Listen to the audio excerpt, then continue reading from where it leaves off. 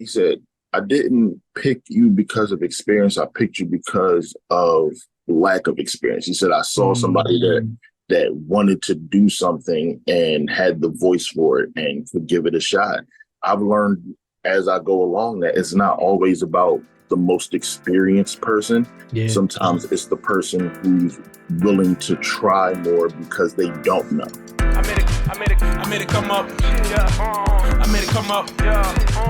I made it come up. Yeah. What's good? What's good, everybody? We are here with another episode of Interviews with Your Brand Man. And this episode here, I got no other than my brother, Know Brasco. Let me just, I had to introduce him as my brother because me and this dude go back. And I mean, I'm gonna find, do you got the picture of us at the Sophomore showcase rapping? Because I gotta find that picture so I can toss it up here right in this moment. I'm gonna do one better for you. I talked to my dad and he told me that he still has the tape of the Sophomore showcase. Oh, I'm gonna go holler at my dad and get a copy of the tape, and I'm gonna screen record it so then that way I can get that to you. Because with the Iverson jerseys.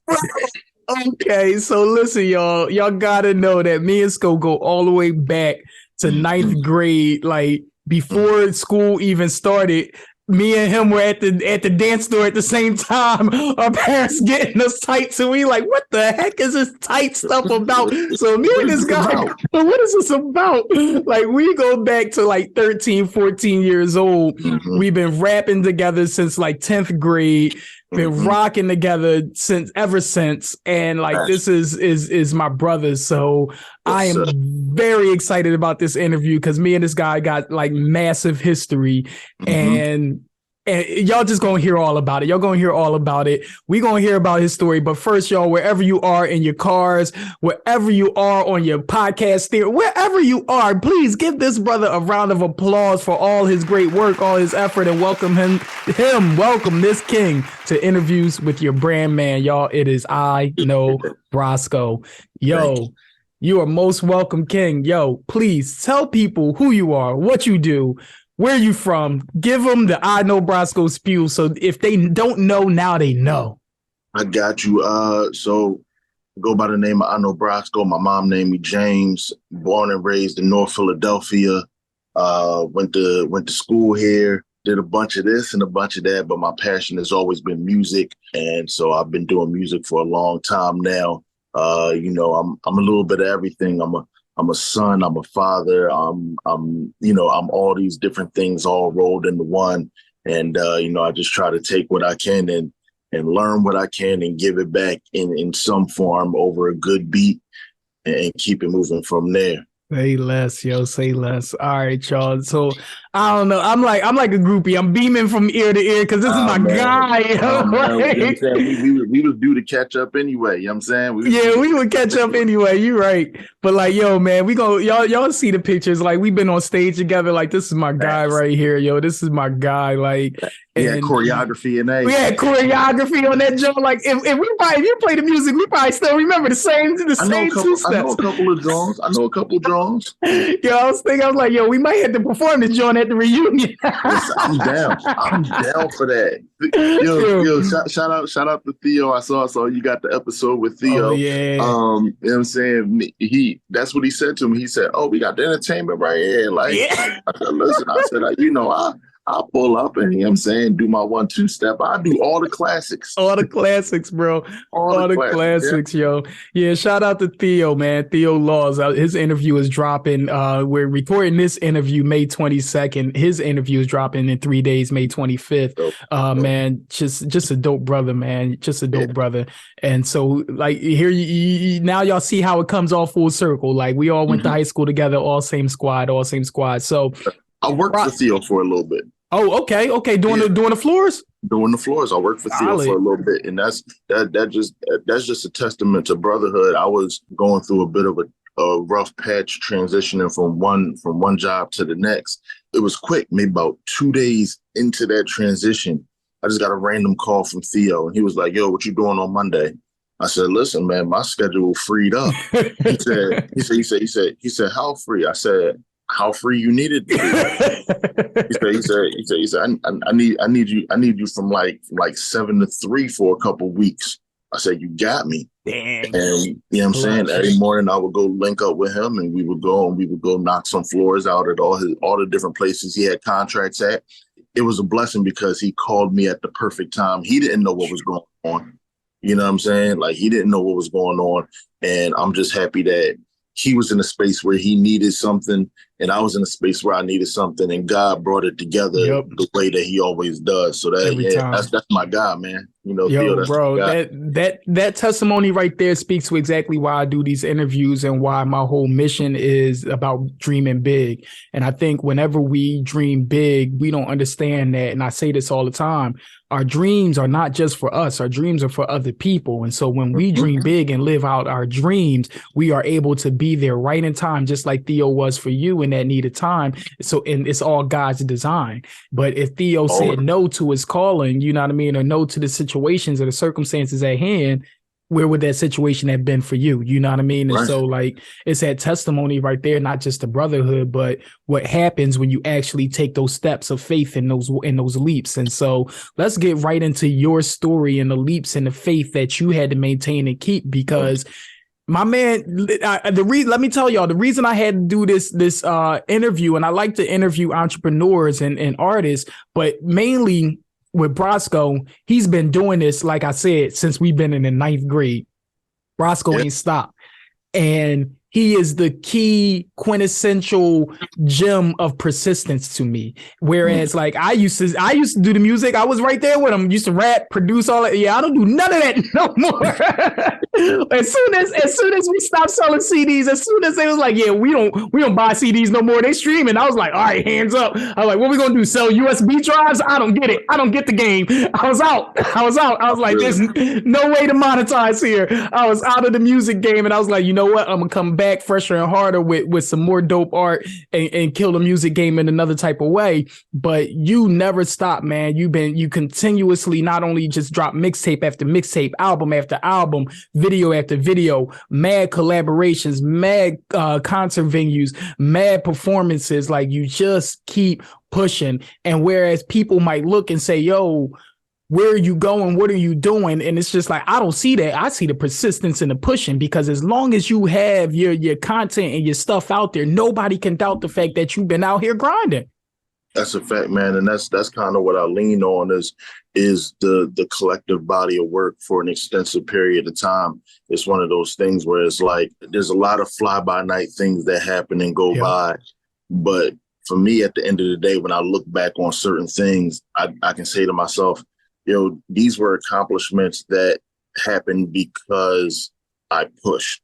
And if I hadn't pushed at this moment, I wouldn't have got this. I wouldn't have been in these rooms with these people. I wouldn't have been able to have these different creative thoughts. Like, what sparked that thought in that moment? And, if I stopped doing music at a certain time, then I wouldn't have made some of the more impactful music of my life. I wouldn't have met some of the people that I met that have helped shape my life moving forward. You know, and certain lessons I wouldn't be able to pass down to my kids. So it all lines up one after the other. Yeah, yo, all right. So let's take it back to the Brosco story. Let's take it back all the way back to young Brosco, young James, like your mom called you, right? Take it back to how you discovered your love for music, how you found it, what made you jump into it, how did it start. Take it all the way back to when you was a kid, when the passion first kicked in. Tell us that story. I'm gonna keep it real, bro. My mom was never one to really allow rap music to be played around the house. Okay. That wasn't her thing. She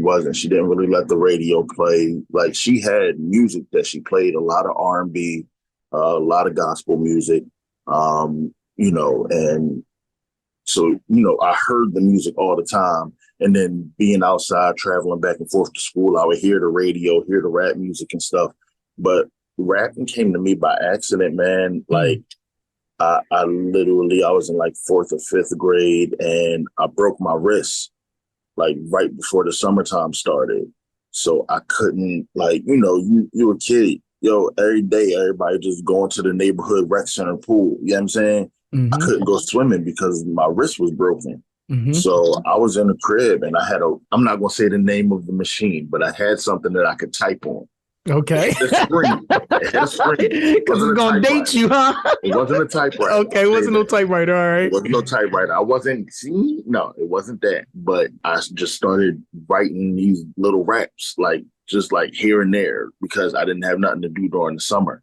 And I would print them out and I would memorize them. And I just kept them to myself. And it wasn't until like 8th grade when one day we was on a field trip and everybody was in the back of the bus and everybody was freestyling. And I had like 3 or 4 of them Jones memorized and I spit all 4 of them. It was like, yo, what? It was like, you ain't right there. I was like, what? I was like, yo, give me a couple words. I'm going to come back with another one tomorrow.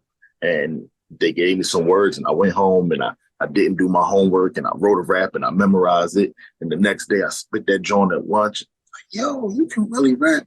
And that was a rush for me. So ever since then, it was just like, I just want to be able to rap and somebody who's never heard me before hear me in that moment and be like, yo, he can rap. And that's always been the motivation since then. Oh, wow. So you said in the 8th grade, so you started writing around the 4th or the 5th grade, but it was the 8th grade where you actually started spitting, right? Because there's a difference, because we can write all day, but like actually performing and actually rapping it. So that happened in the 8th grade. So that was right before you went into high school.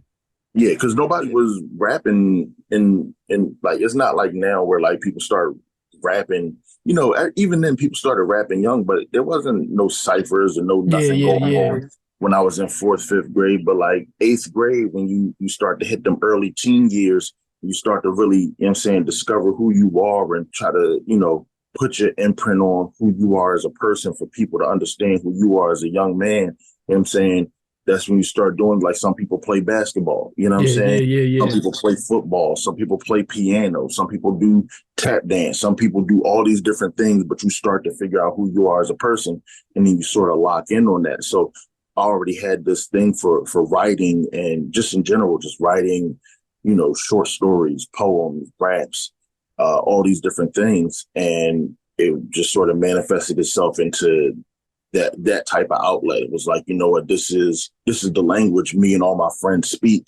So I'm gonna speak this language. Say less. So you said your mom never played a lot of the music like that for you. So who was your inspiration? And then the second question about that is, how was your mom? How receptive was your mom when you told her, I'm rapping, this is my rap thing? Or when she first heard you, like, how'd that all go? Like, oh man. So early on, my inspirations musically were it was literally Michael Jackson. That was it. Okay. That was my only musical inspiration initially, was Michael Jackson.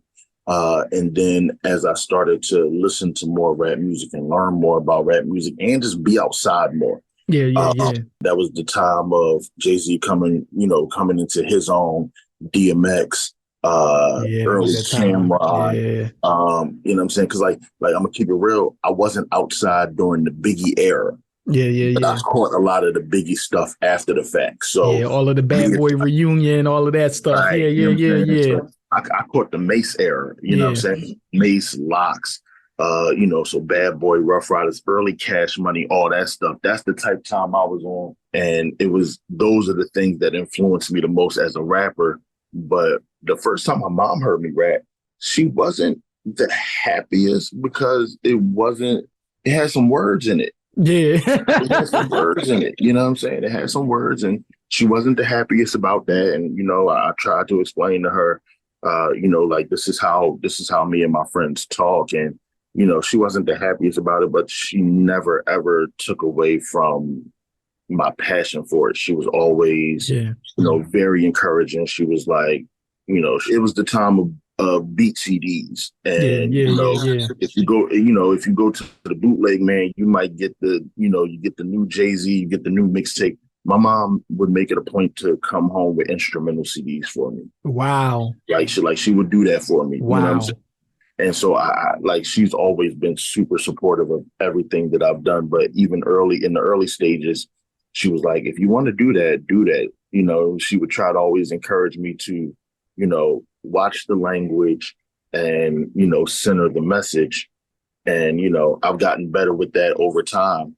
Yeah. But early on, it was a bit of a back and forth, but she was always rocking with me.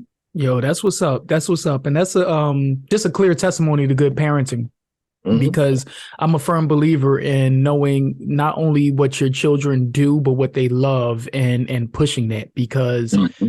that takes it to a whole nother level in the game. When you discourage children's dreams, you become a voice that kills their future. That kills their passion in the future, and they learn not to be passionate about things because they don't have that ground support. And it's always good when you can come back to someone like your parents and say, I messed up this time, but and they like, I still got you, or I did good this time and I still got you. The message is still the same regardless. So that's all love. Okay, so we're in the 8th grade situation. You just spit. Now you went to Kappa for drama because that's where we met. We both drama majors. So where did that come from? Where did the dramatic? What made you say I'm gonna go to Kappa for drama, or I'm gonna go to Kappa period? Like, how'd that even come about? I'm gonna keep it thorough with you, bro. Like, I wish some of my stories were a little bit more interesting. Here's the thing, bro. My sister went to Central. Now, mind you, me and my sister went to the same school. She was 2 grades ahead of me. So from the time that she was in 5th grade and I was in 3rd grade, we were at the same school. Yeah. I refused to go to Central. Hold on, but let's get this right, though. Hold on. You were eligible to go to Central. Yeah, no, I got accepted to Central. See, and y'all need to know, if you're not from Philly, you need to know that Central is definitely like a magnet school, just as much as Kappa is, but it's like a high academic magnet school. So my man ain't no dummy. Listen, I got accepted to Central, Engineering and Science, Dobbins, and Franklin Learning Center, and Kappa. Those were my ones, but it was one of those things where I was just visiting the different schools. Mm-hmm. I never visited Central. I already knew I didn't want to go there. Yeah.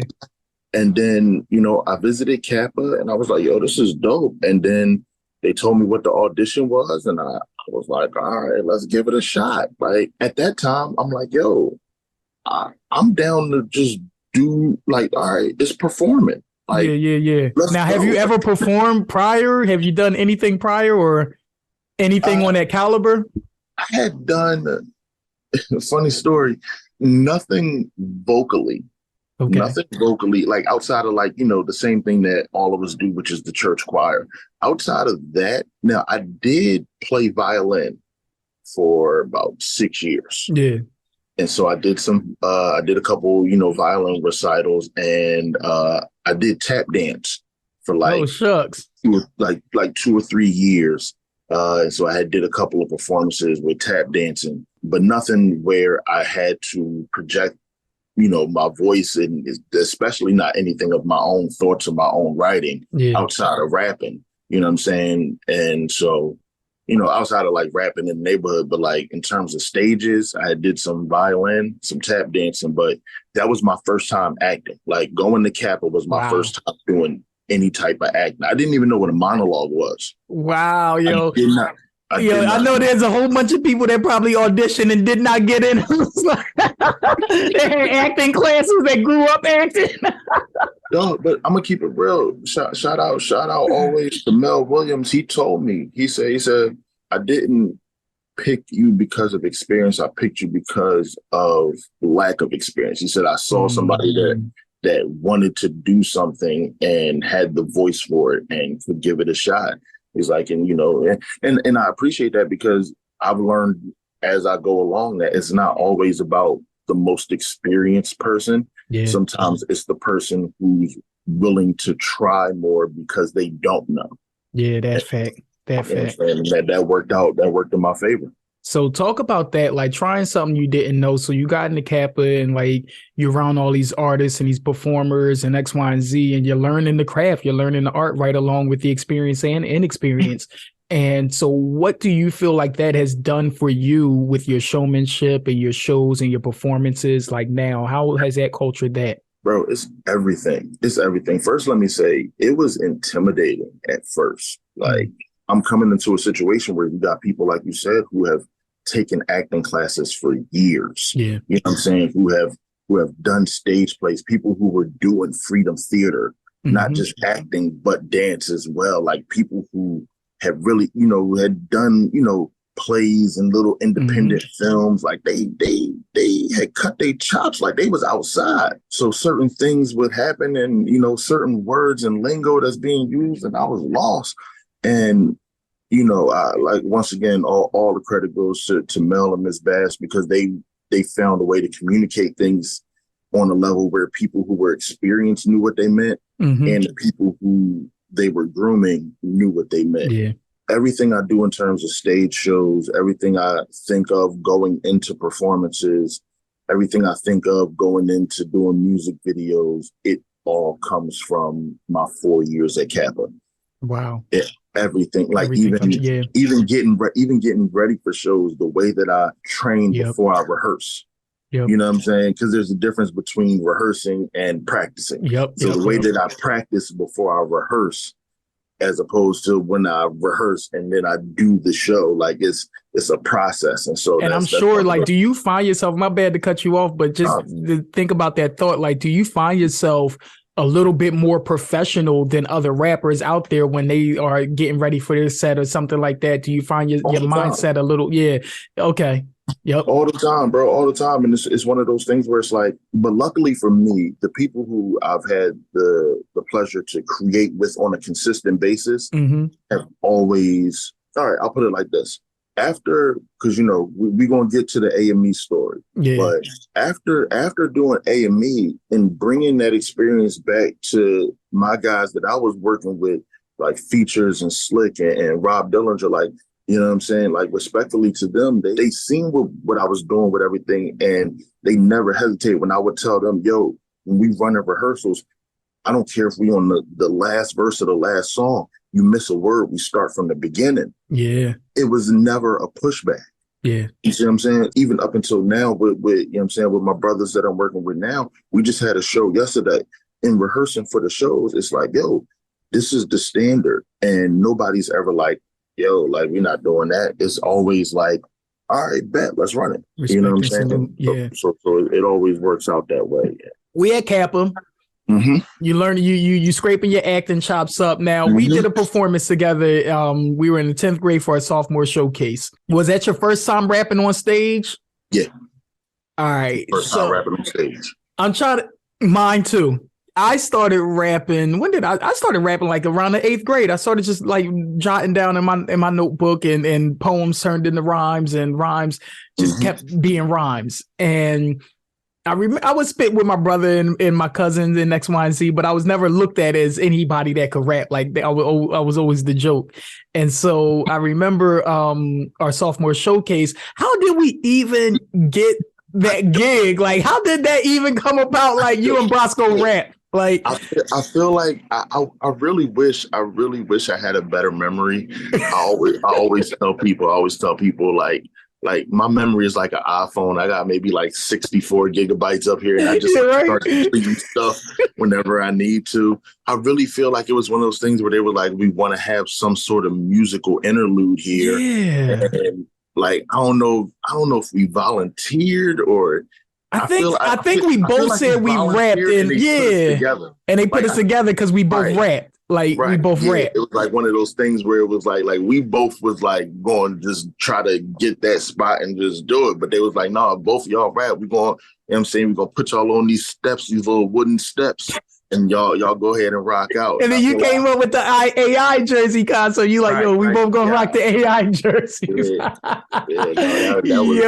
we could get that video. My first time rapping. No, I'm gonna get that video because I'm pretty sure if we watch it, we both gonna look at it and be like, oh my God. Yo, I need to. That video got me dancing in that joint too, man. That's some. You know, it's a lot. It's a lot going on. It's a lot going on. Black belt for sure. Yeah. No, that was a wild time. And like, it was even wilder because I got these raps, and Kappa is in South Philly, but I'm from North Philly. Yeah. So I'm traveling back and forth every day, but I come back up north and I'm with my guys, and we outside, we run around, we doing whatever it is that we doing. At the same time, then I got to go and do movement class. It's like this split thing, but both sides respected both sides. Like I had like one or two of the homies who came and saw when freshman year, when we were in the musical, when we were in Guys and Dolls. Yeah. I had a couple of homies from the block who came to see Guys and Dolls. Yeah. And like their response was, now at that time, my name wasn't Sko, so they used to call me Bobby. And so at that time, it was like, yo, Bobby, that joint was tough. I was like, yo, I ain't never seen. That joint was all right. Yeah, like I ain't never seen nothing like it. Right. You know what I'm saying? So it was always a nice little balance. But yeah, once I was able to start like rapping in school, oh man, it was turned up. It was turned up. Yeah, man. I was about to say. So after the sophomore showcase, was that when you jumped out as a rapper in high school, or was it a little before? Was it around the same time? How'd that go down when people started really knowing you rap? What I will say is this: from the time we did the sophomore showcase on, it was no secret. I feel like the people around me knew that I rap. Like shout out to Dutch, shout out to Theo, of course, Steve. Like they knew that I rap. They heard the raps. You know what I'm saying? Like even like little joints that we was recording at little neighborhood studios, I would bring them in, play them for them. Like they knew I could rap in the TV studio. People put beats on. We was freestyling. But after sophomore showcase, it was like, oh no, that's the boy with the one eye that can rap. Like that became part of who I was in high school. And so, you know what I'm saying, with that being part of that, from there it was just like, oh no, now I gotta be good. Yeah. Now, all right, cool. Now y'all know. Now I gotta stay good at it. All right. So let's talk about two things here. Let's talk about you said the bull with the one eye. Let's talk about that because people are going to watch this like, yo, what's going on? So talk about the one eye story, and then let's talk about how you came up with Sko. Like, because you said they called you Bobby before, and I think that has a link into Sko. So talk about how we got the Brosco. Talk about the one eye bandit situation. Yeah. Oh man, the one eye bandit. It was such a horrible name. All right, so long story less long. I was born with detached retinas, and so in the process of them putting everything back together like Humpty Dumpty, I never really had good vision in my right eye. It was never really good.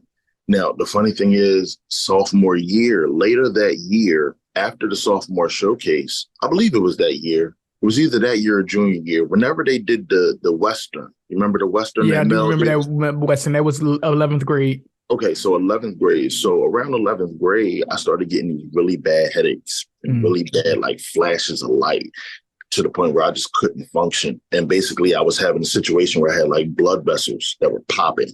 Dang. And so they offered me two options. They said, yo, we can alleviate the pain, but you would have to come in every 6 months to get a shot, like directly in your eye, or we can seal it off. You're going to be straight. They said there'll be some discoloration. We can offer you, if you want, we can give you a glass eye. So, yo, just seal it off. I don't want no glass eye. I'm just going to rock. Yeah. And so that's how it got to how it is now. But I was like, growing up, I was basically like, I was always legally blind in my right eye. Yeah. That was something that took a little bit of adjustment afterwards, after the surgery, but not a lot, because before I could see like lights and shadows, and now I can't see nothing. But, you know. So are you totally blind in your right eye? Yeah, totally blind in my right eye. Okay. So is that like legally blind on like the spectrum or something? Like, is that how that works? Yeah. Interesting. Yeah. Wow. How'd that fare for you in school? Like growing up and cooperating and doing things like, I know for a fact that you wasn't bullied at all. You was nobody, you was the first one. You like 6'4", 6'5".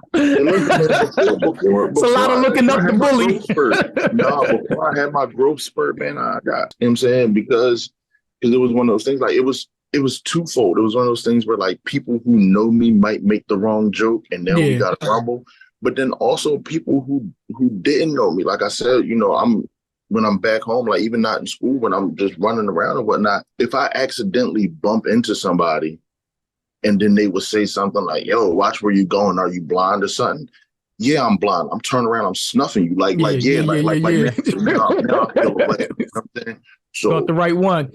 Right. So it was one of those things that like, but growing up, it didn't really, after like, I want to say like, I was young, after like 2nd or 3rd grade, Like, I was cool. For me, Yeah. I've never known anything else. Yeah. You know what I'm saying? I've never known anything else. Like, dog, I played on basketball teams. You know what we did when we ran zone? We ran zone to where I didn't play on the left side of the defensive zone, so nobody could cut the middle. I always played the right side because I had the sideline to help me as my friend. I just made adjustments. I've always just made the adjustments as they come along, because it's not like, outside of some random miracle that could always happen, I'm not going to wake up tomorrow and be able to see out my right eye. So it's like, what we doing? Yeah. We'll figure it out. You know what I'm saying? Yeah. Have you has that made you more susceptible to making adjustments? Like, are you quick to adjust really quickly because of that circumstance in your life? So when something happens, you just like, nope, let's roll with what we got and let's make it better. Bro, you got to pivot. You got to be able to, make changes at the line. That comes from that, but I'm gonna keep it real. A lot of that comes from my mom. Amen. You know what I'm saying? She is somebody, and every day as I get older, sometimes I'll just text her and be like, yo, I don't know how you did it, but thank you. Because looking back on it, she made plays happen when it wasn't there. Yeah. She made things happen when it wasn't there. And shout out to moms, yeah. Yeah. You know what I'm saying? And it's just like, from day one, it's just always been, all right, this ain't there, what we gonna do? Boom, we fix it. Boom, we move. Yo, this is plan B. This is plan C. Even if you didn't have plan B and C before, you think of it on the fly. Yeah. And you know what I'm saying? And you get to that safe landing spot. So that definitely, you know what I'm saying, it all played a role in it. So let's talk about Brosco. How'd that name come about? How'd you become Brosco? All right, this is a horrible story. Shout out to some of the homies, my man Skies, my man Sims. So we all started rapping. Skies and Sims, they're brothers. Yeah. So they were rapping.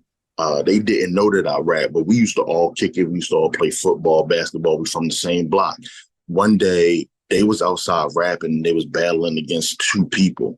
And that group of two people had a third person with them. And so the two, like, Skies was battling one person, Sims was battling another person. The other boy jumped in. They didn't have a third. I just randomly jumped in. Like, those my guys. So, oh, you rap? Yeah. So from there, we used to always just get together and write, you know what I'm saying, and do that. We all had random Italian mafia, like, movie names. So, like, Skies with Skies Gotti. And, like it was just the dumbest thing in the world. But we 12, 13, whatever. Yeah. So combination of things. My nickname was Bobby. That was because we was snapping one day and one of my friends said I had a head like Bobby's World, which was not true. But the nickname Bobby, it just stuck. I didn't care. It was like, all right, Bobby. So you had Bobby, and then you had the movie Donnie Brasco. Now, at this time, I've never seen the movie, but Bobby is close to Donnie. Brasco sounds Italian. My original rap name was Bobby Brosco. Yeah. Cool.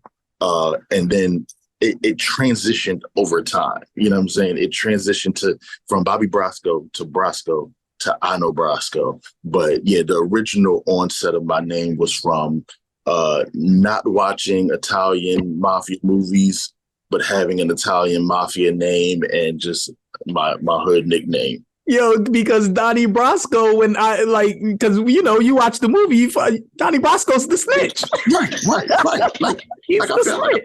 I didn't watch that movie till I was in college. So the whole time after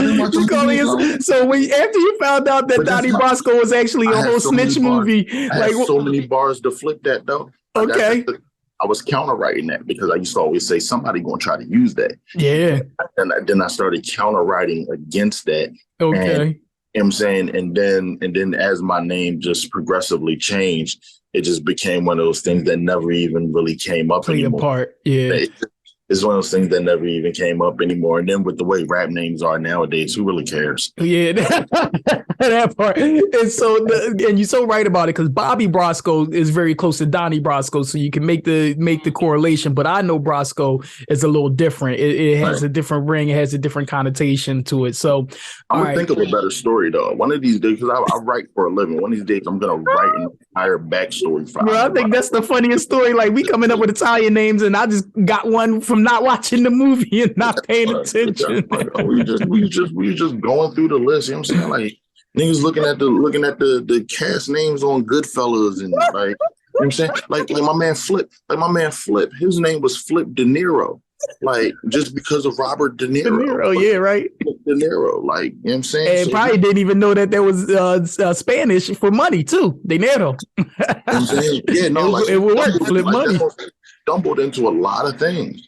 Yo, hilariousness. All right. So, y'all, we got his story all the way up to high school. And so where our story kind of collabs is my man was doing a mixtape. He was putting together a mixtape in 9th grade, or no, I'm sorry, 11th grade, 12th grade. But let me talk about this for a second, because this is one of the game-changing situations for me. Like, you following your dream in high school created such a pivotal turning point in my life that got me to where I am now. Like, when I look at where I am now, I always look back to that moment in high school where you say, yo, Jaret, come to the studio with us and let's record something. Mm-hmm. And before then, we only rapped together at the sophomore showcase. So, you know, rest of 10th grade and then 11th grade went by. We now in senior year of high school.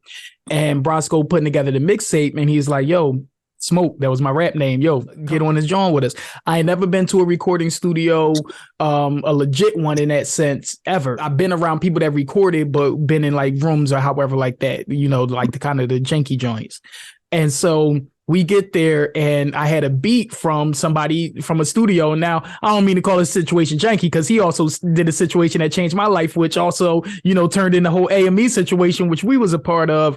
But he gave us, he had a beat. He would make original beats. And this was the first time I've ever seen a setup where it was, and you know what, I'm gonna have to take that janky part out because I don't want to say this, because it was the first time it was like revolutionized, because before you would think that you would need a big studio kind of thing in order to record at this time. So this is circa 2002, 2003.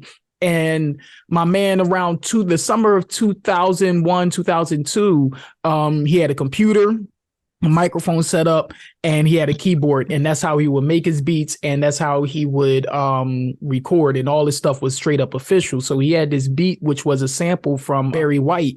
And me and Skull was like, well, I got this beat right here. I got this verse. What's up? You on this, John? You got this verse? And then we went to the studio and we laid niggas with the beef. I mean, I probably listened to that track about 1 billion trillion times, man. That track right there, niggas with the beef, like that Joe, we snapped on that first off. We snapped on that Joe first off. But like, even the moment when we was in the studio kicking it together, like actually at the end of that joint, like rapping the hook together, like that was one of the most powerful moments for me. Sitting in that studio and just absorbing all of that energy was dope. And then I hopped on the other track where we all got on. That was one of the dopest situations. And even I remember getting together with the squad, and you took the mixtape. It was like, yo, we going down to the sounds of Philadelphia. Shout out to them. You know, we rolled down there. We was like, yo, we going to hand down the tape, the sounds of Philadelphia. Like you was always on, and that always inspired me. And then to the next point, so you dropped the mixtape, boom. But then to the next point, you was like, you said that you like, yo, I got a homie that got a studio that got the setup too. He got the computer setup. You like, yo, all he got is a computer and a mic, but that John sound official, like it's official. So you started working on your second mixtape, ran to that John with you, got my man's connects, and I started going there and recording. And then when we couldn't record there no more, that was like the turning point for me in my whole life of like what actually like just changed my whole characteristic of, if you want something done, you got to do it yourself. Like I got tired of asking people for help and couldn't get the help. And even for whatever reason, it happened, but it put a monkey wrench in my situation. Like, I can't blame that person, but it's a monkey wrench in my situation. So I remember showing up for a recording session with my brother, and he's like, yeah, man, my pops don't want me, recording no more in the living room. I'm like, I get it. I'm like, yo, tell me, what is the system you got? That's all I asked. I said, how do you do it? I know you got a computer. What else do you use? He was like, yo, I use Cool Edit Pro.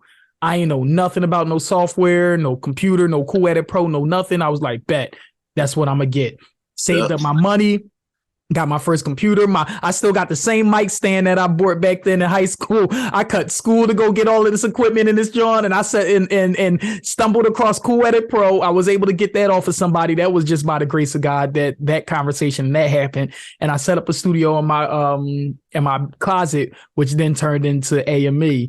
But I had to give that long-winded testimony right there, because this brother, like, in high school, you was on it. So what made you say, I want to do a mixtape? And we was only in 12th grade, bro.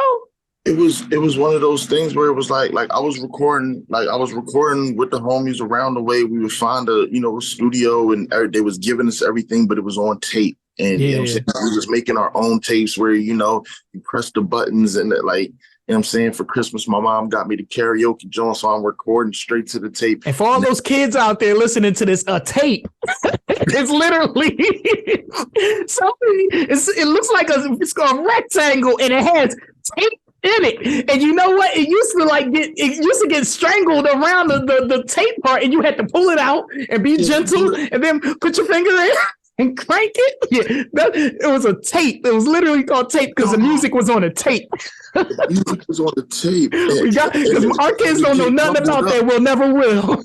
Never will. You know what I'm saying? And it was, he said, for the kids, a tape. And you're right. They don't know. Oh, so here's what happened. We was recording different places, and I forget somebody around my way. You know what? Shout out to my guys, Tef and Bugs. Mm-hmm.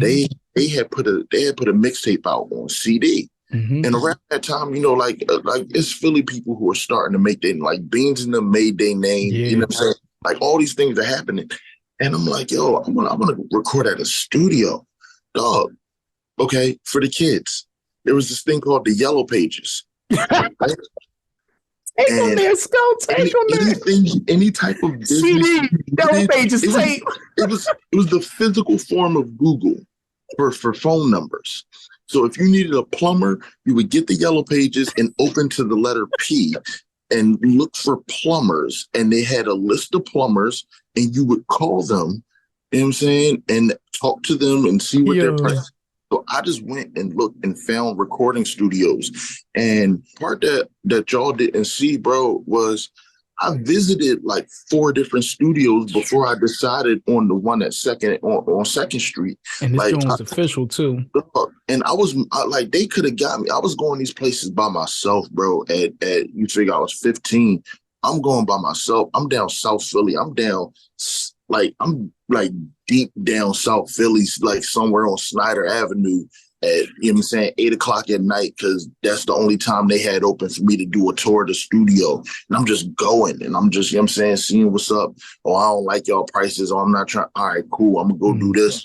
And I found Slap Studio. Shout out to Jeff and Slap Studio. I found them. He had never recorded rap before because he didn't have a booth. He only recorded bands. Yeah.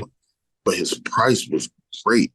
And so, he was always like, yeah, people usually come in on the weekends. And I'm like, so you mean to tell me I can get out of school at like 3 and like 4 to 6? He's like, oh yeah, perfect time. And going back to what I learned from theater and from Mel and Miss Bass, we used to rehearse before going to the studio. Yeah. Because time is money. Yeah. So now we're working on an hourly rate, and it's like, yo, we got 2 hours. If the song is only 5 minutes, if we're doing our vocals and our ad libs, then for a 5-minute song, that's 10 minutes right there. You count in a couple of mess ups. These songs shouldn't be taking no more than 15 minutes tops. Memorize your verses. So that's why we were able to go in and get 5-6 records done in an afternoon. Yeah, we did. What I'm saying? Yep. And because really that mixtape, The Takeover, it only took 3, maybe 4 sessions to do. Like it wasn't and it was like it was like 16, 17 joints. It wasn't an extensive process though. It was Legendary. all right. It was like, all right, cool. I got the bread. I called Jeff. All right, let me set it up for next Friday. I start figuring out who's on what records. Yo, this the beat we doing. Yo, everybody had this many raps. Yo, start rehearsing. Boom, boom, boom, boom. Yo, all right, cool. And then we get out of school and we walk over to the studio. And then it's, all right, we're going to get these joints done. So that was the time. And that was my mom being supportive again, because I was getting my little $20. You know what I'm saying? Any money that she would give me, any money I would go get myself, I was putting it all into that. And she never questioned it. You know what I'm saying? Mom, I'm going to the studio. I'm going to the studio after school. Okay, what time is it till? 6 o'clock. So I'll be home around 7:30. All right, cool. You know what I'm saying? It was never a thing. And so, that was a good time, man. That was one of the best times, man. And just listening to that story makes me smile, because it's just like, yo, once again, if you didn't go through that, I wouldn't be here. Like, if you didn't, like, who knew you were in high school going and visiting, random studios even to get there. And then the story you're telling in regards to how you even executive produced this mixtape, which was legendary, in my eyes. And I didn't know that's what I was doing. Like, that's exactly what you did, bro. Thing. I didn't know at that time that I was executive producing the mixtape. For me, it was, yo, these is my homies and they hot. Yeah. So let's just put it all in one place. Like I'm seeing Dipset, I'm seeing State Property, I'm seeing early G Unit, where it's 3 or 4 people all on one song. Like you might have, you figure, like I had a solo record on that John. Shout out to John. Seek had a solo record. Like people had solo records because it was like we're gonna highlight certain things, but at the same time, I'm like, yo, Skies and some, yo, y'all brothers, go do a back-to-back like Kissing Styles. Yo, like even with us doing niggas with the beef, like you had the hook. I'm like, yo, if we split it up this way, like we gonna, you know what I'm saying? And then it's like all these different, I didn't know I was executive producing. To me, it was just like, yo, I just want to make a mixtape that I can go through the hood with and like people be playing it and they be like, yo, they nice. That was all it ever was. That was a beautiful part of the process, man. Because like I explained how that changed my life. So you graduate high school. Next step, you go to college. How long did that last? Westchester College. Yes. Westchester University. How long did that last? Talk about your experience in college. Talk about what it did for you. And talk about your next step into adulthood with music. So Westchester was one of those things where I went there for the right and the wrong reasons. I went there because I didn't need to be in North Philly at that age. At the age of 17, I love my brothers, but some of the people I was around weren't the best influences. And you know what I'm saying, all my decisions weren't always the best ones. I needed to be away from home. I wanted to further my education. You know what I'm saying? So I went to Westchester because the homies was going there. You know what I'm saying? Like I got accepted to a couple of different schools. One was in Jersey, one was in Ohio, one was in South Carolina. Once again, shout out to John. Like that was my right-hand man. Like you mean to tell me that John and Steve is going to Westchester? Like these is 2 of my guys that I'm with every day in school. You mean to tell me they going to Westchester and I got accepted to Westchester and it's only an hour away from the city and I can catch the bus home? Like it's a no-brainer. Like it's no-brainer. So I went to Westchester and first thing we did, bro, because John had his recording set up. The very first thing we did when we got to our dorm room was put the studio together, bro. We didn't unpack.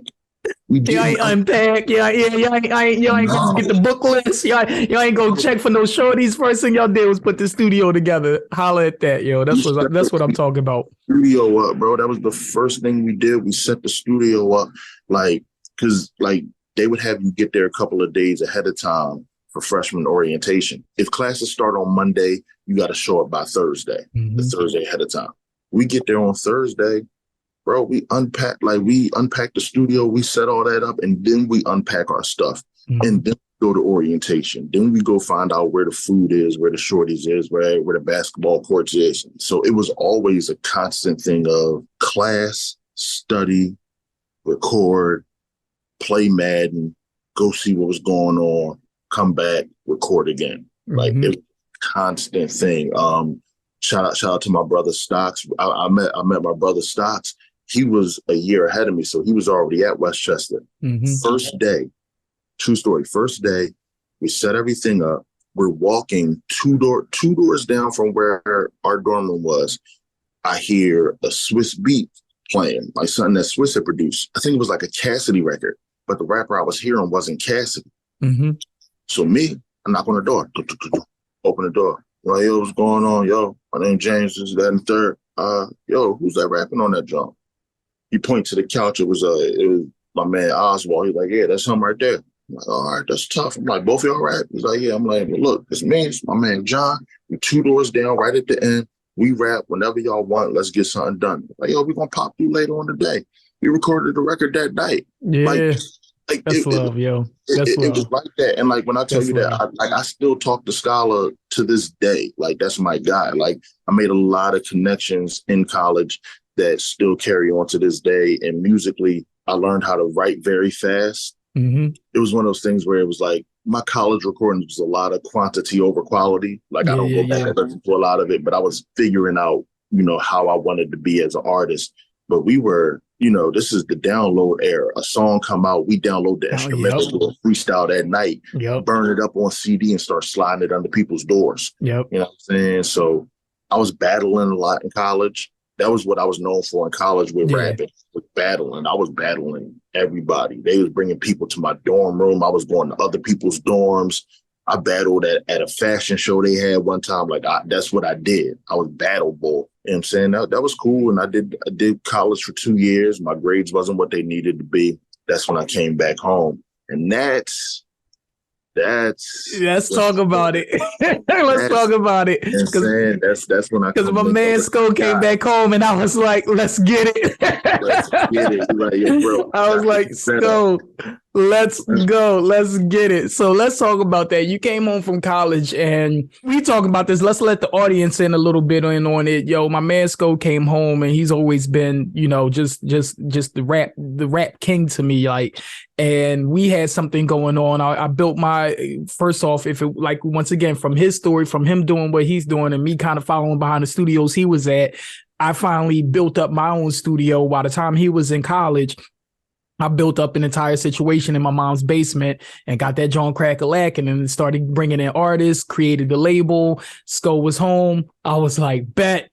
Got a number one artist right here. We going to the top, baby. So for me, I know what that was in my head, but was it for you the moment that you said, yo, I can actually take this seriously? Or did you do that before where you was like, yo, no, I can actually do rap as a career and actually monetize and make some money off of this situation? Like, when did that happen for you? It was both, because what happened was with the mixtape in high school, I had made money off it because, we dropped that joint and we was selling them joints. And like we was running with those and I was selling headbands. I was selling all kinds of stuff. Sure was, yo. Yep. So that was one thing. And then when I was in college, like I said, I was just rapping. And for me, it was more about exposure than anything. So coming back and seeing what you had built in the time that I was at school, I said to myself, damn, my first thing I said was, damn, I should have stayed home and worked on this. That's the first thing, that's the first thing I said to myself. And then I was like, nah, my man rocking, so I'm gonna go over here and rock with him.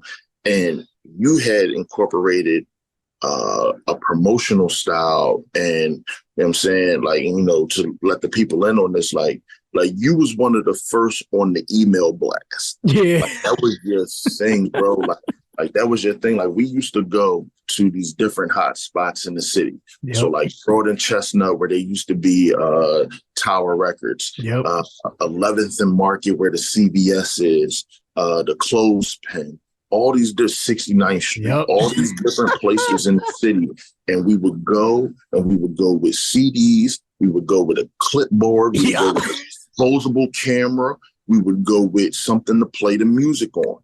And we were trying to get people to listen to the music. If they liked it, to purchase a CD. If you like it, but you can't purchase it, we'll take your email and I'll send you emails on the updates. If you like it and you buy it, we're taking a picture with you. And and not just doing that, but doing that like a job. Yep, every day. Like, even if people had employment, that was the work. Yep. Like the work was AME. The work was, yo, we're going to be on 11th and Market from 11 a.m. to 3 p.m. Then we're going to go over to Tower Records from 3 to 7. And then that's the day. And at the end of the day, yo, how many did we sell? Yep. How many emails we got? Like, it was work. And it was one of those things where, like, yo, these stories that you hear about Rough Riders, about Cash Money, about Rockefeller, these stories didn't just happen. Yeah, man. People made them happen. Yep. And it just made me respect the process of it all so much more. You know what I'm saying?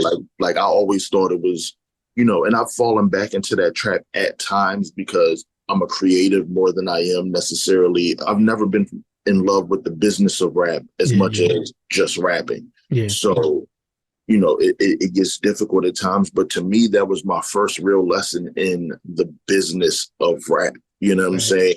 And the process of not just recording and putting it out, but recording with a purpose and, you know, organizing things like album release parties. Like that wasn't something I was thinking about. Even when we did an album listening session. Yep.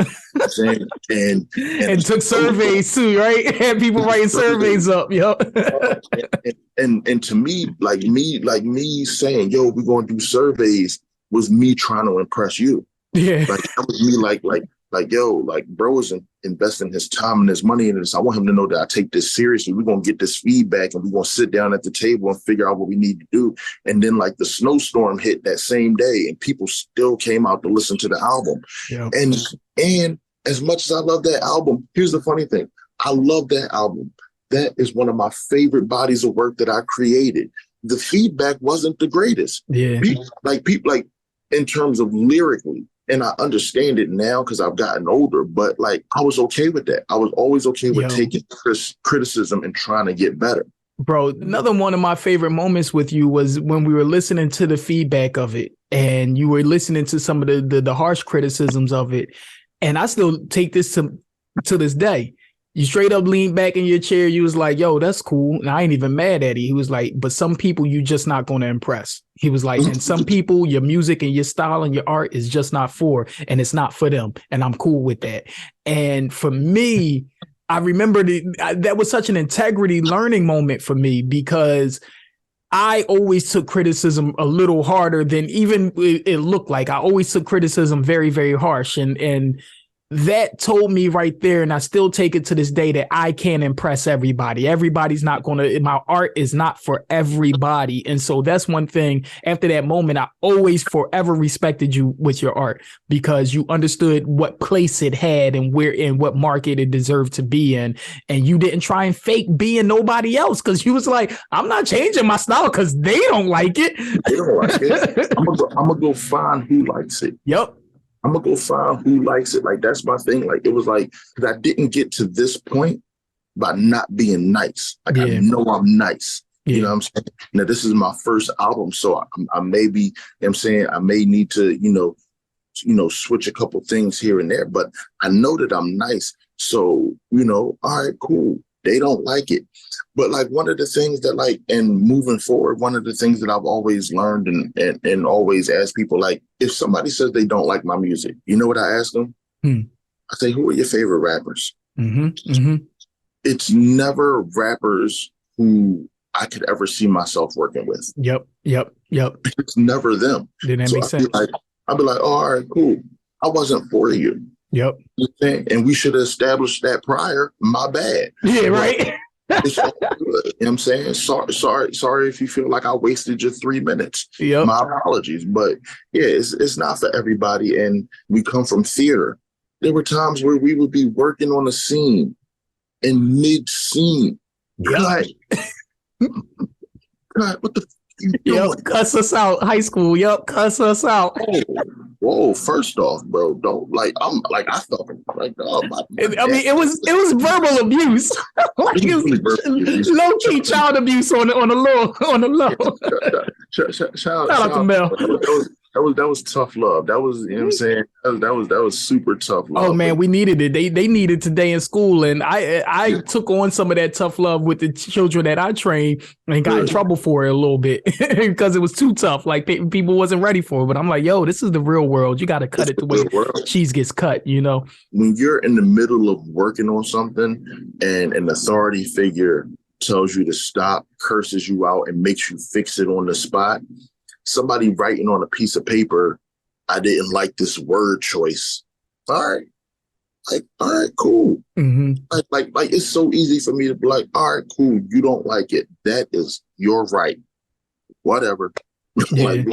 like on to the next. You know what I'm saying? Facts. So you also one of my favorite parts about you being an artist under the Marriage Entertainment umbrella was you came with ideas. So you were the first one that you like, and I got the idea. I remember you selling the mixtapes in high school and selling the headbands and everything like that. And I remember we were selling the CDs. Now I went up and learned how to actually sell them on the street. But when I first saw them being sold was you selling them in high school. And so I was like, okay, there's a game here. There's something that can be here because I saw it be done before. But even when you came back, we were doing that. But you brought a whole nother element. You said, yo, I'm going to drop a couple of mixtapes first. I'm going to drop these mixtapes, bomb them with mixtapes, and then then hit them over the head with the album. But not only that, we're going to do this photo shoot. I got somebody printing off I Know Brasco t-shirts. We're going to get all the kids on the block in the I Know Brasco t-shirts, and we're going to get this photo shoot popping. So you had your concepts, you had marketing concepts in play, and you just brought them to me. And, you know, I'm always like the brain master whiz, like, all right, now we can flip it like this. Like I just sprinkled some more magic on it. So that was always what I loved about it. So tell me about those moments right there and getting ready for your album release when we was just in our heyday. Like, yeah, just talk about those moments, what it did for you and how it took you to the next playing field, because A&E, Marriage Entertainment, wound up kind of disbanding. And I remember it was a moment for me, I was like, I can't do this no more. Like, first off, niggas ain't buying CDs no more, so I don't know where the paper's coming from. That's one. Two, I'm tired of being around all you niggas. I need some females in my life, and I'm ready to go have a family. That's exactly what I did like a week later. I didn't waste no time. Didn't waste no time. I'm like, yo, I'm ready to get from out of my mom's basement. I'm tired of her stuff, and I'm ready just to live my life.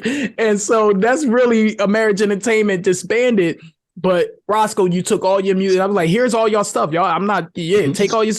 You took it, you ran with it, you kept going. So talk about what you learned working with me, all of the great fun we had, and how that took you into the future, into the next level of I Know Brasco.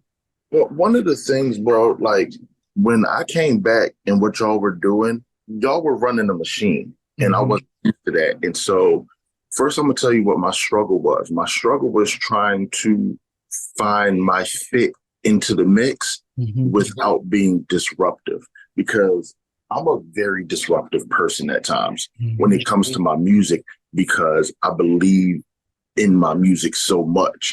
So, you know, we grow up off these label stories of record labels. Yeah. And it's like, yo, whoever's rapping the most and the best at that time automatically becomes priority. Yep. And, you know, I had to put my ego to the side, because like Butch was building something that was extremely, like, it was cutting through, but at a different, like, people said I was nice because I was nice.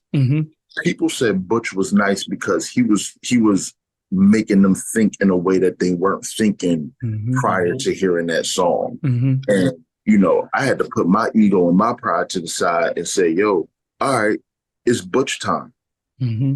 What we doing? Yeah. All right, we going over here. We selling CDs out the trunk today. What we doing? Like, all right.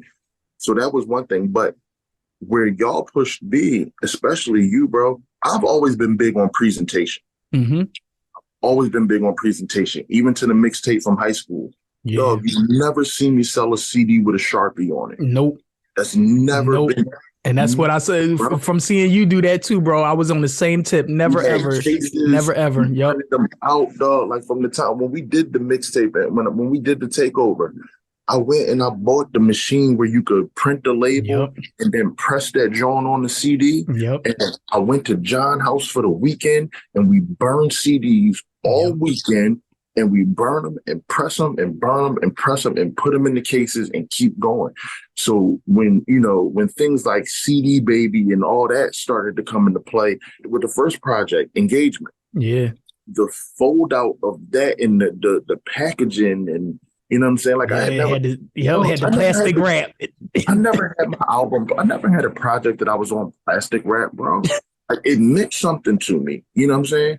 It meant something to me. And then from there, I'm like, all right, cool. I'm doing these mixtapes. I'm finding other ways because like I'm finding somebody who can do the covers but can do the inserts. You know what I'm saying? At a bulk rate, cool. And I can get these pressed up over here. So it's just a simple joint. It ain't got the plastic wrap, but it's the jewel case. And same thing, bro. Me, Feature, Slick. We go to my crib. Yo, I got 200 CDs. Always, yo. I got 200 cases and I got 5,000 flyers. And we sitting in the crib playing music, watching the game, putting them Jones together all day. And it just, like, the biggest thing that I learned was work ethic and maintaining a level of quality. But bro, we had fun. Like we had some fun, man. Up and down the road, like you know what I'm saying? We was on at the college radio stations. We was doing tours. We cut it up, bro. It was a lot of fun, and for me, the best part about it was it wasn't no strangers to me. You know what I'm saying? Like you said, we met prior to our first day of high school. Yeah, your mom's cussed me out, and my mom agreed with her. So now, when I'm coming to the crib to record, like I'm seeing mom. Like I'm not seeing, you know what I'm saying? Yeah. Like I'm not saying, oh, that's my man's and the mom. Like, no, that's mom. You know what I'm saying? It made it more comfortable. It made it easy to record. You know what I'm saying? And when things disbanded, for me, it was always, yo, I just want everybody to know I'm good with everybody. I'm good with everybody. None. You know what I'm saying? Like I'm good with everybody and we rocking. And if anybody need me for anything, just call me. You know what I'm saying? Yeah. I mean, that was all. What I love most about you is like, regardless, you never needed me. And I respected that because I always knew in that case, you were always somebody I could always come back to. Bro, I was down that way yesterday, bro. Oh, shucks. And I was telling real rap because, like I said, I had a show yesterday, and afterwards, my mans and them had to go pick up his missus, but we had to like go around. You know what I'm saying? And I'm telling them, I'm like, yo, I used to come down here 2-3 times a week from North on the bus. Yep. Like, I used to come all the way down here, and I used to walk from 69th Street. I'm like, if my man couldn't get the car from his mom's, I was walking all the way down from 69th Street down the hill. I stop at Wendy's. I get a junior bacon cheeseburger. You know what I'm saying? I get a little junior bacon cheeseburger, stop at the spot, get a homemade iced tea, come in there, eat my food, and then record. And we'd do 5 or 6 joints. Like, you know what I'm saying? It was the work of it all is what I remember. And that's why, like, to this day, sometimes I walk to the studio. Yeah. Like the studio I record at now is, I say it's about a mile, maybe a mile and a half. Yeah. So on a nice day, if I'm feeling good, I'm like, all right, cool. I'm going to leave out a couple minutes early and I'm going to walk to the studio and I'm going to go over everything that I plan on working on while I'm there. But it all comes from that. You know what I'm saying? Like the work and the process of it all, and then just enjoying, like, yo, I had the ability to go somewhere and get these thoughts off of my mind in a way where people want to receive them and not taking that for granted and doing the work that comes with it. So that was the best part for me. Yeah. So we are well over the hour mark, man. And I like we could go on forever. So I'm gonna have to fast forward. We're gonna have to do a part 2 for sure. Yeah, we're gonna do a part 2. I'm with that, man. I'm with that, man. Because like you said, our story goes back 20 years, bro. Dog, over 20 years, man. And it's a beautiful one. And so I wanna fast forward to where you are now. And you have been at this for a minute. And I know for a fact that things are going to crack for you, regardless of how it cracks, things are going to crack because it's just a law of persistence. You keep even a raindrop. I forget what book I was reading, but it was saying even a raindrop, if it falls in the same place on a stone for even a long period of time, that stone still gives way. You know what I mean? Like it's a rock, but it will still start to disintegrate because you're beating at that same spot. So based off the law of physics anyway, things are going to crack. But talk about where you are now with your career. How many, you got a slew of videos, they just running in the background. You got a slew of music videos. He only had like one when we was rocking, right? So now he got a whole slew YouTube channel. You done rocked out and opened up and worked with some major artists. So give us some of those things, like give us some of those numbers and mixtape. Give me some of the highlights and the numbers of where you at now of your history and your career. I've been blessed to be, I've performed everywhere in the city, everywhere in the city of Philadelphia, from the record shop to the Wells Fargo Center. Nice. You know what I'm saying? I've performed everywhere. I've done records with, artists like I'm on a record with Beanie Siegel. Shout out to my brother Tone Trump for putting that together. Like I record, like I did a record with Beans, who like to me is like one of my favorite rappers ever. Yeah, I've had the chance to rock SOBs in New York. I opened for the Migos in Phoenix. You know what I'm saying? Like I've been blessed to do a lot of things in a lot of different places and have a lot of people hear my music. And now it's just one of those things where, like you said, it's just consistency and persistence and working on myself as a brand. Like the name I Know Brasco is synonymous with good rapping to anybody who's heard it. Yeah, the goal is to get more people to hear it so that way they understand it. And, right now I'm working with a specific collective of brothers, go by the name of 215 UFO, which stands for Unique from Ordinary, and like we got the merch going on. So that's one thing we stepped up is the merch, you know what I'm saying? So these are the Invasion hoodies, you know what I'm saying? Everything is available at 215ufo.com, but just, bro, I've opened shows for everybody, bro. And I've done my own shows. You was there, you know what I'm saying? I filmed my own shows and those were successful. I put projects out and the streams and the downloads and the sales always, you know what I'm saying, do justice, but it's just always about trying to find that next level and cracking through and not sacrificing the integrity of what I'm doing or saying in order to do so. I've had situations where like I'm not wearing that. I'm not wearing that just to do this, or I'm not saying this and I'm not moving like that just to make it, you know what I'm saying, to make it look away. No, I'm not renting jewelry. I'm not, you know what I'm saying? We'll rent a car for a video. That's one thing. That's, you know what I'm saying? But I'm not about to go rent, 10 chains and, you know what I'm saying, and diamond watches keep true. We're gonna keep it authentic. We're going to keep it authentic and we're going to keep it, you know what I'm saying, true to self. And, you know what I'm saying, I got to promote. So like I said, 215 UFO. Nice. That's the team, you know what I'm saying? A couple of good brothers on that team, man. And 215ufo.com is where everything is available at, the music, the videos, the merch. And you know what I'm saying, that's where we're pushing forward from at this time. I know Brosco.com is getting revamped. Okay. So I'm going to have my own branch off website from that, where you'll be able to get, you know what I'm saying, my personalized merch and things like that.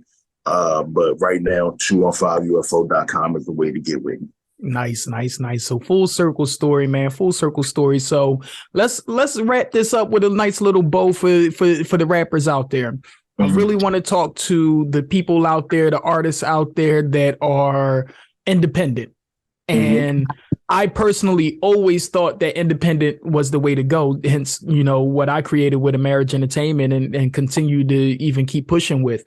Going around waiting for someone to sign you or give you anything, I thought was always a lost cause, because nobody gives you anything. Even if they give you something, it comes with something. And so in the realm of independence, you've always been independent since we were in high school. You've always been independent and you always roll for yourself. You always push for yourself. So what advice would you give to the independent artists out there that are on their grind? I don't want to necessarily talk to the ones that ain't worried about being independent, because if you want to get signed and you want somebody else to give you a handout, there's a lane for you there. But there's some artists out there like you that were at 15, 16, 17, 18, or, 20, whatever, that found their yellow pages of their time and went around and found their studios and executive produced something and didn't know they were executive producing, but always working and collabing and pushing through. And it just seems like it's not working, right? It seems like it ain't working. What you got to say to them? All right, so I'm gonna make it quick, but it's a couple of things. The first thing is stay true to your work at all times. Don't compromise who you are as an artist at all. Stay true to your work, stay consistent in your work. And what's going to end up happening is another thing that I learned from Kappa, from Mel. He always said, the reward for good work is more work. It's more work. Bro. I live, that's my creed to this day, bro. I have so many, I'm so blessed because I have so many opportunities that have been afforded to me just by showing up and doing what I love. Yep. You know what I'm saying? I go somewhere and I do a show and I might not have felt like doing it that day, but I said, you know what? I made a commitment. Yep. So I go do this show. It's only 15 people there. One of those 15 people has a printing press for merch. And they say, yo, if you got your logo, I would love to print up a couple shirts for you. Boom. Not saying, yo, this is my price to print up shirts, but more so, I like what you're doing. Yo, let me print up a couple shirts for you. You wear one, do a photo shoot, tag me in that joint, boom. And that's a go. And then I go somewhere else and I meet a producer and that producer is like, I make beats. I'm about to send you like 2 or 3. Let me know if you like them. And then they end up being some of my favorite beats. And now we do a project together. And you know what I'm saying? But everything, not just things that benefit me as an artist, but things that benefit me as a person. I've met people who have, job connections from, things that benefit me and my children's lives, just from going out and staying true to who I am as an artist. In terms of advice for independence, once again, stay true to who you are, monetize yourself at all costs, despite what they say. Streaming is not the answer. Streaming is cool. And mind you, I say this from making mistakes. Find a way to get things directly to people from yourself. And what you do is you find a way to give them a quality product at a fair market price for yourself. And what will happen is they'll buy it and they'll continue to come back. You know what I'm saying? Like, I've put out songs after album after mixtape. One of my favorite songs I ever did, I did a campaign where I had people cash at me $3 for the record, just $3. Bro, I had somebody cash at me $3 for the record. I sent them the song. They didn't want to disrespect what I was doing. And they sent me $15 more because they said, yo, I'm going to send this to 5 people. Boom. I said, you know what? You right. I had a homie of mine. I put an album out. He said, I bought the album. I downloaded it. He said, I want my friends to hear this, but they're overseas. I don't know when they're going to get to it. He said, I'm just going to send you $100. He said, because I'm just going to send this to about 5 or 6 people, but I don't want you to lose the money from the download. That part, yeah. He just sent me $100. And like, it's not even about the money, but it's more so the fact that you give people a consistent product and you set your price and you let them know this is what I'm trying to do. If they like it, they're not just going to support you, but they're going to champion you. That's what it is, man. It's so brand power, bro. You spoke volumes, man. You spoke volumes right there. Where you finished, my bad. Continue, please. Dropping some major gems. Those are my main things. Is stay true to yourself as an artist. Stay consistent in your art. Yeah. And give people a quality product at a set price. They'll find it, they'll find you, and they'll support and champion you. And then from there, just always remember to give back. Yeah, man. Because none of this moves forward without people saying, okay, let me make it easier for the next person. Nobody that I've ever done, like, real quick, anybody that I do music with has access to all of my contacts. Yeah. One of my peoples I got who always brings new rappers to me. I never see somebody and they legit and they working and they be like, but I can't find an affordable studio. I'm right on the phone. Yo, I'm sending a text. Hey, look, I got this young kid. He's dope. He wants to put out music. He can afford to do this, this, and this. And I got people who trust me to the point where they'll say, all right, well, look, have them call me. We'll figure something out. Mm-hmm. And then that person comes back to me and is like, yo, yo, it worked out. They come back and like, yo, I want you to hear this song I did at your man's spot.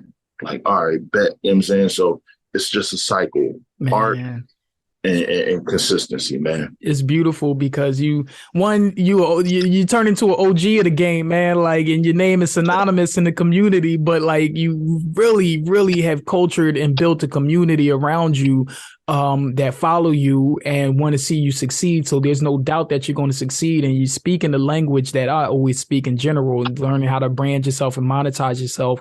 And you're just speaking to why I have always appreciated you and definitely wanted to do this interview. You speak to wanting something, knowing the vision, going for the vision, producing the vision, capturing the vision, and monetizing the vision, and those and really quickly, one more thing about that vision, knowing that if you mess up, it's not the end of the world. Not the end of the world. Because I've made left turns when I should have made right turns, but staying consistent in my work after I yell at myself in the mirror. Yeah. Staying consistent in my work brought me right back to a spot where I can make the right, I can take that left instead of making that right, because I've seen it before. Sometimes you got to go through it. Sometimes you got to go through it to get past it. And to get to it. You know what I mean? Yeah, biggest fact, bro, man. This has been a game changer conversation for me. I know it's going to be something for many others, bro. Like this, we definitely going to have to do a part 2. I say that for a lot of interviews, but this is definitely one that we're going to have to come back for a part 2 for, because it's just so much in between, man. And this brother got just so much gems and jewels and been in the game as an artist for a minute. And I know a lot of young artists out there that are just trying to figure out where to start, what to do. And the key thing I hope you take away from this is just to start and to do. And you heard him, like, go start. Just start and go do, and keep a level of quality about yourself and about your work, and deliver a quality product to a certain market, and you deliver it consistently, and you bring that power of brand to it. I love how you said you're an open book for your community. And so that's another key part that I don't want people to lose, is that community aspect. Because when somebody asked me the other day, they said, well, what kind of brand do you see, Josiah Enterprise? I said, no, I want Josiah Enterprise to be synonymous with Harley Davidson, with Disney. Like, when you think Josiah, you're part of that kind of community, when you're a part of this Big Dreamers collective that I'm starting up, that has already been a thing, but now I'm just kind of labeling it, putting a name to it. And I stopped giving away my superpower to everybody else. That's the other thing. Like, one thing I always admired about you is that you have a superpower, and you always use it, and you always kept it. And you, even though you always took it back, you might have set your ego to the side, you never lost your superpower. Like, you know that you're a superhero and you got these superpowers, and you playing them to the core. And so I don't want anybody to see you and think that, in my eyes, you made it. You know what I mean? Because you got the love from the community. Like, if you go down North Philly, you say, I know Brosco, people will point in that direction and salute. You know what I mean? Like, that's a fact. That's a big fact. And that's not just on a low level. That's on a high level with people in the game. And however, like, you have done some major things in here, brother. And I just want to salute to you, my king, because knowing you for a very long time, someone I admired, and I know we respect each other in the same light. So I couldn't wait to do this interview, bro. So we're going to go right into the fire round. I hope y'all took some gems from my man. We're going to go to the fire round and end this off. So 5 seconds to answer these questions. Right. One word that describes you. Authentic. Boom. Where does your strength come from? Being too scared to fail. Ooh, I like that one. Who do you admire the most? My mom. All right. What is your favorite thing to do? Rap. Better be. Okay, rap and sing songs with my daughter. Amen. How old is your daughter? 8. Well, okay. My youngest, I got my 2 older ones. I got 16, 15, and 8. Oh man, all daughters, daddy's little girls. Killing me. All right. Next question. Do you consider yourself successful? Yeah. Definitely. All right. Next question. Give me 3 things you have to do every day that contribute to your good habits. Wow. First one is thank God. Second one Second one is stretches because I'm old. My back hurts. And the third one is make sure that my family has everything that they need. And if I can do those three things every day, I cannot do music. If my family is straight, I'm good. Amen. Next to last question. Who inspires you? Man, way too long of a list. But just really quickly, a couple of quick rappers that inspire me. Okay. I want to shout out Tone Trump, who's like the ultimate independent Philly artist. Yes. Reef the Lost Cause. My kids inspire me. My mom inspires me. Artist-wise, Joe Budden is one of my favorite rappers. Yeah. He inspires me. There's so many people, but I'm inspired by life, man. I'm inspired by going outside and seeing who's dealing with what and how they deal with it and learning from it, man. Praise God. Yeah. Facts, yo, facts. In 5 years, where do you see yourself?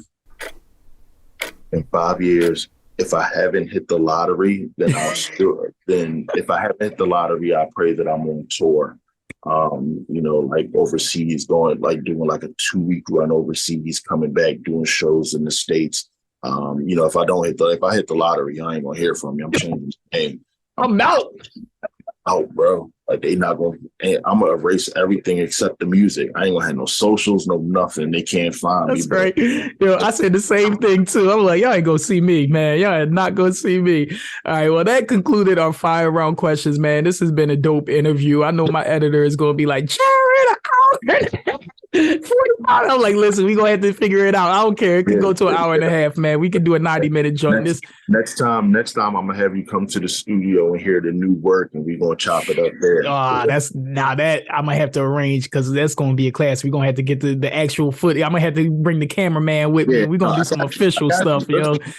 I got a couple of those too. So you know what I'm saying? Yeah, man. You definitely always stay with the hookup, bro. Like this dude, I want y'all to know he's a resource bank, yo. So artists, if you want to tap in with my man, I Know Brasco, not just artists, but anybody. If you want to tap in with my man, I Know Brasco, please let them know where they can find you, where they can connect. And I'm telling you, this brother, he's not one of those standoffish dudes. So you can DM him, you can hit him up, and you're going to get some resources. You heard him say already, I'm an open contact book, and he knows almost everybody in the city when it comes to this rap game. I mean, I'm not even going to say almost. He knows everybody in the city when it comes to the rap game. And if he don't know him, they know him, or he knows somebody. This city is a little big city, and everybody knows everybody through somebody. And so make sure you hit this dude up for whatever insight, whatever knowledge you need. Make sure you utilize this information he's about to give you. Tell them where they can find you at, brother.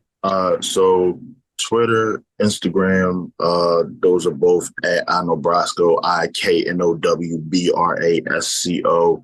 And then email is iknowbrascobiz@gmail.com. And then once again, you can go through the 215ufo.com website, and you can reach out to me through the email system on there as well.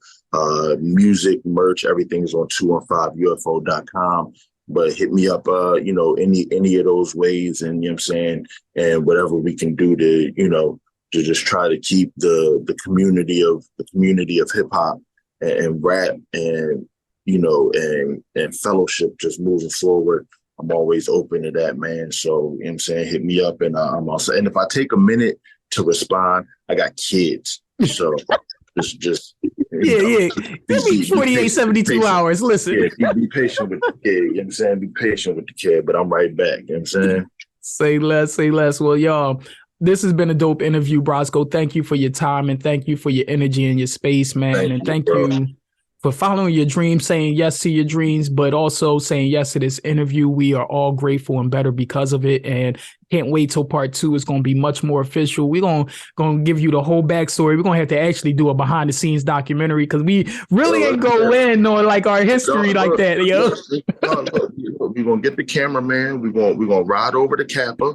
Yep. We're gonna ride over to the alleyway behind AME. Yep. And then, you know what I'm saying, we're gonna make some moves, and we go past the studio. You know what I'm saying, we're gonna make it a thing, man. Yo, really quickly, I'm gonna say this, but you know what I'm saying, Haiti says what's up. Yo, man, my guy, Haiti. I was with him. I was with him last week. We did some music last week. He said, Yo, "What's up?" what's good with my guy, man? That's my He's guy. Good. He's good, He's man. good. I think because after I changed, I used to follow him. We used to follow each other on the gram, but after my page changed, I don't follow him no more. So I got to catch up when he get his information from you. I'm gonna link y'all up. I'm gonna link y'all up. Yeah, Good, for man. sure. But he wanted me to tell you. You know what I'm saying? He said, "What's up?" Man, we go back, bro. We go back. We got history, bro. So with that being said, y'all, this is Interviews with Your Brand Man. Thank y'all so much for tuning in with I Know Brasco. Make sure you go follow him, 215 UFO. I said that right? 215 UFO. You know 215 UFO. Go check them out. I Know Brasco. Make sure you go follow him on all platforms. Interviews with Your Brand Man. Y'all know what it is. Until next time, y'all, I hope and pray that this inspired you. I already know that it did. Peace. I made it come up. I made it come up. I made it come up. The anticipated sequel to the films Unbreakable and Split. Please welcome M. Night Shyamalan. M. Night Shyamalan. Night Shyamalan. Night Shyamalan. M. Night Shyamalan.